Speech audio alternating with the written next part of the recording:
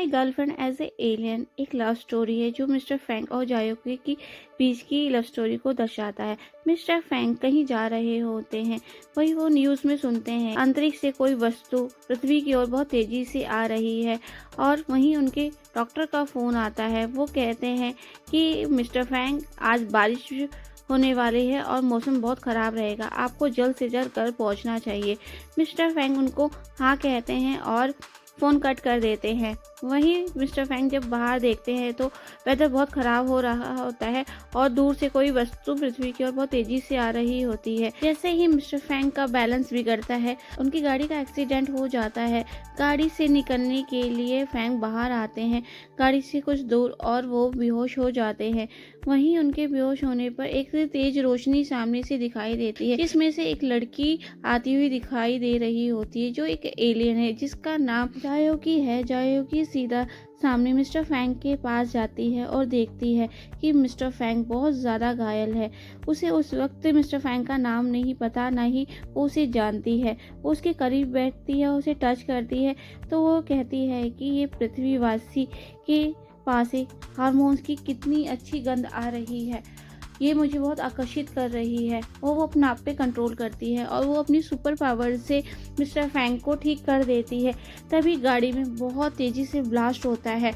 वहीं mister Fang को protect करने के लिए जायोकी सामने खड़ी हो जाती है और जैसे ही ब्लास्ट का असर जायोकी पे पड़ता है, उसके मुंह से ब्लड निकलता है। वो ब्लड ब्लू कलर का होता है और एक बूंद मिस्टर फैंग के हाथ में गिर जाती है जो नीलम बन जाता है और जायोकी सीधा जाकर किसी समुद्र में गिर जाती है। जायोकी का घोषणा यंत्र भी वहीं फैंग के पास गिर जाता है।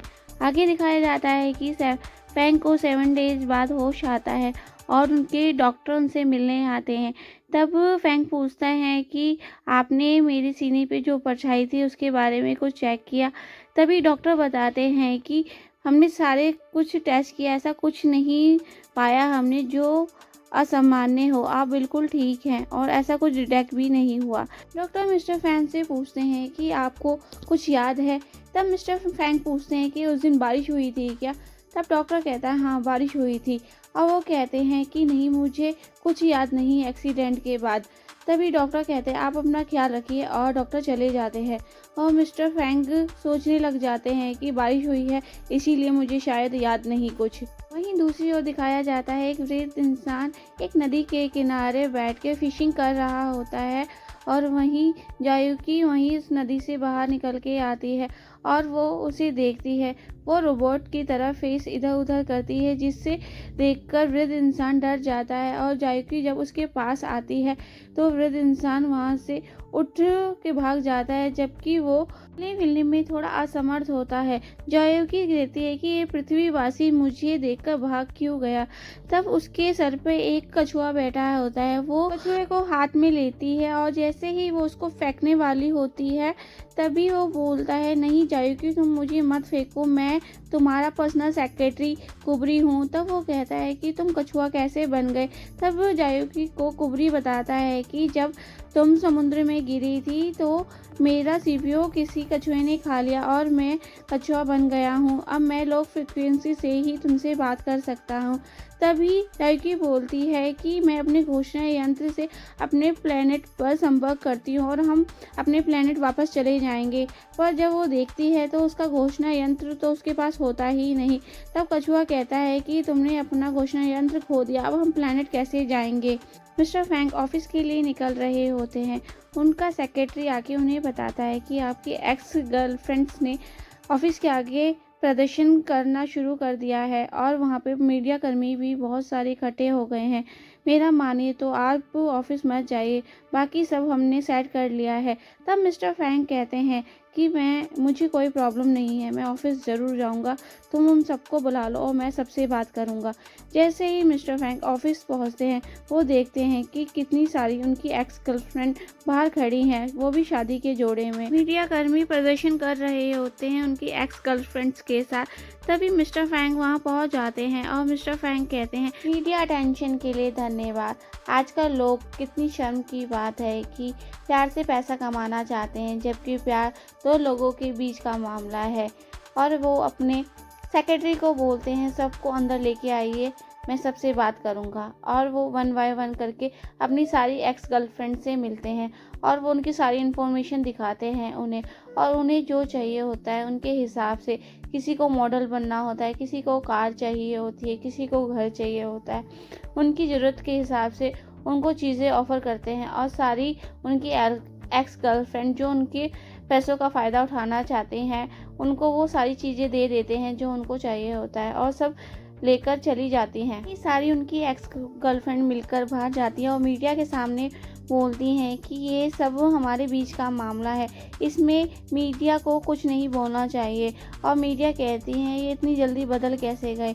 वहीं मिस्टर फैंग बोलते हैं कि ये लड़कियां जो चाहती थी मैंने उनको वो दे दिया, इनको बस अपनी ज़रूरत के हिसाब से चीज़ें चाहिए थी। मिस्टर फैंग अपने सेक्रेटरी से पूछते हैं कि एक्सीडेंट की जगह तुम्हें कुछ मिला? तब उनका सेक्रेटरी उन्हें बताता है कि कुछ खास नहीं, बस आप मिले और एक ये पत्थर। तब वो मिस्टर फैंग देखते हैं कि ये नीला पत्थर है, तो वो कहते हैं इसे लैब में दे दो। कुबरी जायुकी को बोलता है कि जायुकी तुम्हें जो भी उस पृथ्वीवासी के बारे में याद है वो चित्र बनाओ, ताकि हम अपना घोषणा यंत्र ढूंढ सके, क्योंकि हम बिना घोषणा यंत्र के अपने प्लेनेट वापस नहीं जा सकते। एक वही जगह है जब हम अपने प्लेनेट से संपर्क कर सकते हैं। तब जायुकी कहती है कि हाँ, मुझे जो याद था मैंने बना दिया। कुबरी देखता है तो उसने सिर्फ 6 पैक्स ही बनाए होते हैं, उसकी बॉडी का ही चित्र बनाया होता है। तब कुबरी बोलता है इससे हम कैसे उसे ढूंढेंगे? जायुकी कहती है हम ढूंढ लेंगे, तुम टेंशन मत लो। और उसके बाद जायुकी एक मॉल में पहुंच जाती है। मॉल में जायुकी इतनी सुंदर सुंदर ड्रेसेस देख के बहुत ज़्यादा खुश हो जाती है और वो अपनी सुपर पावर से अच्छी अच्छी ड्रेस पहन के देखती है। उसे ऐसे ड्रेस चेंज करते हुए कुबरी मना करता है कि कुबरी कहता है कि तुम इतना लालच मत करो, तुम्हें पता है कि ये पृथ्वीवासी इसे लोग बोलते हैं, अगर तुम इसमें फंस जाओगी तो हम अपने प्लेनेट कैसे जाएंगे। तब भी जायुकी कुबरी की बात नहीं सुनती और उसे एक वेडिंग ड्रेस पसंद आती है, वो वेडिंग ड्रेस पहनती है। तभी अलार्म बजता है और सिक्योरिटी गार्ड आ जाते हैं और जायुकी के पीछे भागते हैं। जायुकी उनसे बचने के लिए मॉल से बाहर भागती है और भागते भागते वो एक ऐसे एरिया में पहुंच जाती हैं जहां बहुत ज़्यादा गाड़ियां इधर उधर जा रही होती है। वो एक रोड होता है और वो उन गाड़ियों को देख के बहुत ज़्यादा घबरा जाती है। उसे ब्लास्ट वाला सीन याद आता है और वो वहीं बैठ जाती है। सामने से मिस्टर फैंग की गाड़ी भी आती है। वो जैसे ही ब्लास्ट वाला सीन जायुकी को याद आता है वो बहुत डर जाती है और अपने कानों पे हाथ रखकर शोर को रोकने की कोशिश करती है।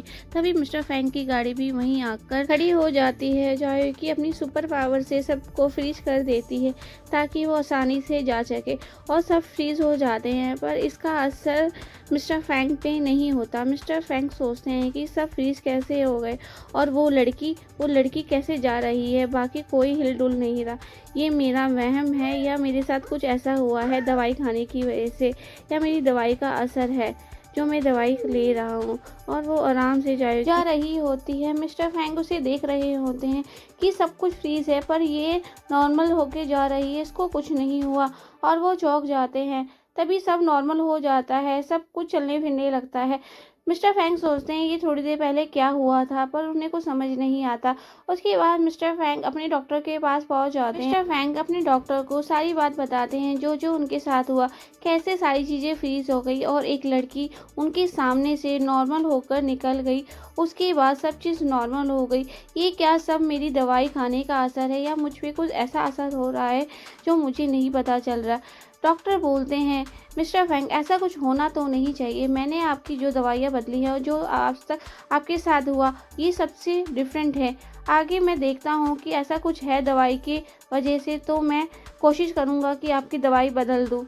और मिस्टर फैंग को लगता है कि शायद ये मेरा वहम ही था। दूसरी ओर जायुकी घोषणा यंत्र ढूंढते हुए उस पृथ्वीवासी को ढूंढ रही होती है। वो कहती है कि वो घोषणा यंत्र उस पृथ्वीवासी के ही पास है, तो मुझे वो पृथ्वीवासी ढूंढना पड़ेगा। वहीं वो एक रेस्टोरेंट के पास पहुंच जाती है जहां बहुत सारी लाइटिंग हो रखी होती है और डेकोरेशन भी, अंदर पार्टी हो रही होती है। तो वो उसको देख के आकर्षित हो जाती है। वो कहती है शायद मुझे वो पृथ्वीवासी यहीं मिलेगा, और वो अंदर चली जाती है।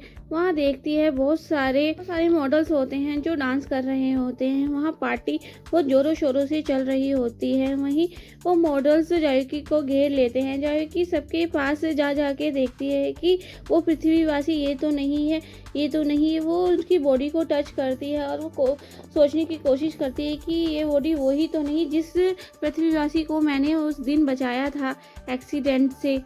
ये सारे मॉडल्स मिलकर जायकी को घेर लेते हैं और उसे ड्रिंक पिलाने की कोशिश करते हैं। सब उसको तरह तरह के ड्रिंक पिलाते हैं जिससे वो थोड़े नशे में हो जाती है, और नशे में होने के बावजूद उसे कुछ याद नहीं रहता। और तभी उसकी कछुए को भी मॉडल्स शराब पिला देते हैं और वो भी कुबरी भी नशे में आ जाता है। तभी जायकी देखती है कि वहाँ फेंगलिन गाना गा रहा होता है, जिसकी आवाज़ सुनकर जायकी बहुत ज़्यादा खुश हो जाती है और खो जाती है कि ये कितना ब्यूटीफुल है, देखने में कितना सुंदर है, काश से इससे मैं बात कर सकती। और तभी वो उससे बात करने के लिए जाती है तो उसको पास फ़ोन आ जाता है मिस्टर फैंग का। उसको मिस्टर फैंग का फ़ोन उठाने के लिए फैंगली वॉशरूम चला जाता है। जैसे ही वो वॉशरूम में जाकर बात करने की कोशिश करता है, तभी फैंगलिंग के गेट पर मिस्टर फैंग का असिस्टेंट मिस्टर हैंग खड़े होते हैं। वो कहते हैं कि आपके भाई को सब पता चल चुका है। तब मिस्टर फैंगली बोलता है कि भैया, भाई को सब पता कैसे चल जाता है।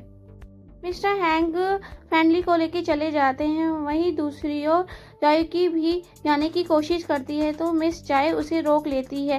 कहती है मिस आप रुकिए, पहले आपको पूरा बिल पे करना होगा, क्योंकि आपने इतने सारे मॉडल्स भी यूज़ किए और आपने रेड वाइन भी मंगाई जो बहुत महंगी थी। अब आपका बिल तो आपको पे करना ही पड़ेगा। इतने में जायुकी मिस चाय की बाहों में सो जाती है। चाय उस रेस्टोरेंट की ऑनर होती है। वो कहती है कि ये लड़की क्या है, ये इतनी वाइन क्यों पी और ये अपने होश में भी नहीं आ रही। मुझे लगता है ये बहुत रिच खानदान से है, इतने अच्छे कपड़े पहने हैं और इसकी घड़ी तो देखो, वो तो कितनी महंगी लग रही है। और ये सोचते हुए जायुकी को होश आ जाता है और वो कहती है कि मिस आपका नाम क्या है। जबकि जायुकी उसे अपना नाम बताती है तो वो कहती है ये कैसा नाम है। वो अपने प्लेनेट का नाम बताती है जो बहुत बड़ा होता है। चाय को जायुकी बोलती हैं कि आप मुझे जायुकी बोल सकती हैं। मिस चाय बोलती हैं कि ठीक है, मैं तुम्हें जायुकी ही बोलूँगी, क्योंकि ये तुम्हारे पुराने नाम से तो ज़्यादा बेटर लग रहा है। और अब बताओ तुम मेरी पेमेंट कैसे करोगी, मेरा बिल कैसे भरोगी। तब वो कहती है मेरे पास तो पैसे नहीं है। वो कहते हैं तुम्हारे मम्मी पापा कहाँ हैं और तुम कहाँ रहती हो। तो जायुकी कहती है मैं इनको क्या बताऊँ कि मैं प्लेनेट से आई हूँ और मैं एक एलियन हूँ। तो वो उसको छुपाते हुए बताती है कि मुझे कुछ याद नहीं है कि मैं कहाँ रहती हूँ, मेरे मम्मी पापा कहाँ हैं, मुझे कुछ याद नहीं है। तब मिस चाय कहती है कि अब तुम्हें पेमेंट तो देनी पड़ेगी, तुम्हें मेरा बिल तो भरना पड़ेगा। इसके लिए जायुकी अपनी वॉच देती है कि ये लीजिए, आपको ये घड़ी बहुत पसंद है ना। उसके बाद मिस चाय रोने लगती है और जायुकी उसे रोते हुए देखती है कि पृथ्वीवासी के आंखों में आंसू, इट मीन्स ये हर्ट हो रही हैं, इनको दुख हो रहा है।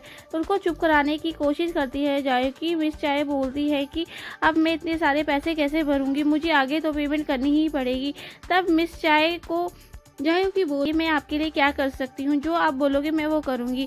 मिस चाय जायुकी को डिलीवरी गर्ल बना देती है। जायुकी डिलीवरी करने के लिए जा ही रही होती है। तब मिस चाय कहती है कि तुम्हारे पास सरनेम नहीं है, आज से तुम मेरा सरनेम ले लो, आज से तुम हो मिस चाय जायुकी। वो खुश हो जाती है, कहती है ठीक है मैम, मैं अब चलती हूँ। और जायुकी अपनी डिलीवरी करने के लिए चली जाती है। ये देखकर मिस चाय बहुत खुश हो जाती है कि ये लड़की कितनी सीधी और भोली भाली और सुंदर भी बहुत है। वहीं जैसे ही मिस चाय जायुकी जा रही होती है तो फिर से वो ट्रैफिक में आ जाती है कि वो रोड कैसे क्रॉस करेगी।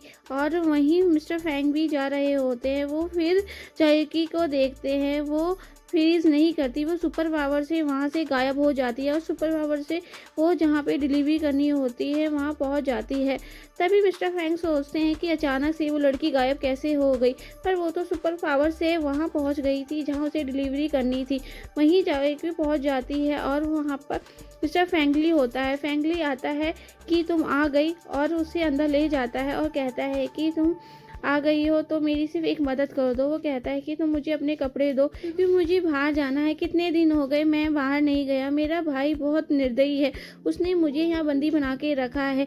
मैं आर्टिस्ट हूँ, मैं एक कलाकार हूँ, ये थोड़ी है कि तो वो मुझे बंदी बना के रख सकता है। मैं बाहर जाना चाहता हूँ। जायकी बोलती है मैं तुम्हारी मदद करूँगी, तुम्हारे साथ बहुत बुरा हो रहा है, ऐसा नहीं होना चाहिए। तब फैंगली उसे अपने साथ मिला लेता है, उससे दोस्ती कर लेता है। कहता है कि तुम मेरी जगह बैठ जाओ और मैं तुम्हारे कपड़े पहन के बाहर चला जाता हूँ, और उसे वो बता के जाता है कि कहाँ जा रहा है। जायकी कहती है ठीक है, मैं यहाँ पर तुम्हारा वेट करूँगी। तभी जायकी उसकी कपड़े पहनकर बैठ जाती है और फैंगली डिलीवरी गर्ल के कपड़े पहन के बाहर चला जाता है। और इतने में मिस्टर फैंग आ गए होते हैं, वो फैंगली से मिलने आए होते हैं। मिस्टर फैंग से बचते हुए फैंगली निकल जाता है और वहीं मिस्टर फैंग जाते ही रूम में चेक करते हैं फैंगली कहाँ है। वो पेंटिंग कर रही होती है जायो की, और जैसे ही वो उसकी कैप को हटाते हैं उसे पता लगता है कि ये तो वही लड़की है जिसे मैंने अभी रोड पे देखा था। जायकी मिस्टर फैंग को बोलती है कि तुम बहुत निर्दयी हो, तुमने अपने भाई को कैद करके रखा था, तुम समझते क्या हो, तुम ऐसा नहीं कर सकते, वो एक आर्टिस्ट है, उसे बंदी थोड़ी बना सकते हो। मिस्टर फैंग बोलते हैं तुम अपनी बकवास बंद करो, तुम मुझे बताओ मेरा भाई कहाँ है, फैंगली कहाँ है। पर जायकी कहती है मुझे पता है और मैं तुम्हें नहीं बताऊंगी। वो कहता है तुम्हें बताना तो पड़ेगा। वो कहती है तुम अपने आप को समझते क्या हो, तुम्हें पता नहीं है क्या मेरे पास सुपर पावर है। वो कहता है सुपर पावर, और वो अपनी सुपर पावर से भागने की कोशिश करती है। वो ट्राई बहुत करती है पर जा नहीं पाती। पर मिस्टर फैंग बोलते हैं ये तुम क्या कर रही हो, तुम्हारे सर में चोट लग जाएगी। पर जायकी 2-3 बार ट्राई करती है। सुपर पावर मिस्टर फैंग के सामने काम नहीं कर रही होती है और की सोचती है कि सुपर पावर का हुआ क्या है, वो काम क्यों नहीं कर रही। तभी बातों बातों में वो निकलकर भाग जाती है और तब भी मिस्टर फैंग बोलते हैं कि उसे पकड़ने की कोशिश मत करो, उसके पास हम पहुंच जाएंगे। वहीं सामने फूड प्रोडक्ट रखे होते हैं, वो कहते हैं कि वहाँ उसका एड्रेस होगा, और वो जैसे ही बिल उठाते हैं वहाँ उसे पता लग जाता है कि इस रेस्टोरेंट से ये फूड डिलीवर हुआ है। वो कहते हैं यहाँ चलते हैं, यहीं से हमें इसका पता लगेगा। वहीं जायकी रेस्टोरेंट पहुंच जाती है और पूछती है कि मिस चाय और कितनी डिलीवरी करनी है, क्योंकि मुझे छुट्टी लेनी है। मिस चाय ये बात सुनकर चौंक जाती है। वो कहती है कि तुम अभी भी डिलीवरी कर सकती हो, तुम तो बहुत मेहनती लगती हो। और वो डिलीवरी लेकर चली जाती है। वो कहती है मैं डिलीवरी कर आती हूँ, मुझे छुट्टी चाहिए। तभी मिस चाय कहती है लड़की तो बहुत परफेक्ट है, कितना अच्छा से काम कर रही है। जायकी जब डिलीवरी करके रेस्टोरेंट में आती है तो मिस्टर फैंग को वहाँ पे देखती है। वो कहती है तुम यहाँ क्या कर रहे हो। तब मिस्टर फैंग कहते हैं कि ये रेस्टोरेंट मैंने पूरा बुक कर लिया है, आज तुम्हें यहाँ पे कोई नहीं दिखेगा मेरे अलावा। वो कहती है तुम आखिर चाहते क्या हो, मेरे वर्किंग आवर्स खत्म हो गए हो, मैं जा रही हूँ। वो कहता है जायकी जैसी जा रही होते गेट पे मिस चाय आगे खड़ी हो जाती है। वो कहती है जायकी तुम ऐसे नहीं जा सकती, ये हमारे स्पेशल कस्टमर हैं और इन्होंने बहुत पे किया है, तो तुम्हें जो ये बोलेंगी वो तो करना ही पड़ेगा। तब जायकी बोलती है कि मिस चाय मेरे वर्किंग आवर्स तो ख़त्म हो गए हैं। तब मिस चाय उसे इमोशनली ब्लैकमेल करती है, कहती हैं कि मैंने तुम्हारे लिए इतना किया, क्या तुम मेरे लिए इतना नहीं करोगे। तब जायकी मान जाती है और कहती है मैं वो सब करूँगी जो ये बोलेंगे, आप टेंशन मत लीजिए। जायकी एक लंबी सांस लेके अंदर जाती है और मिस्टर फैंग का ऑर्डर लेती है।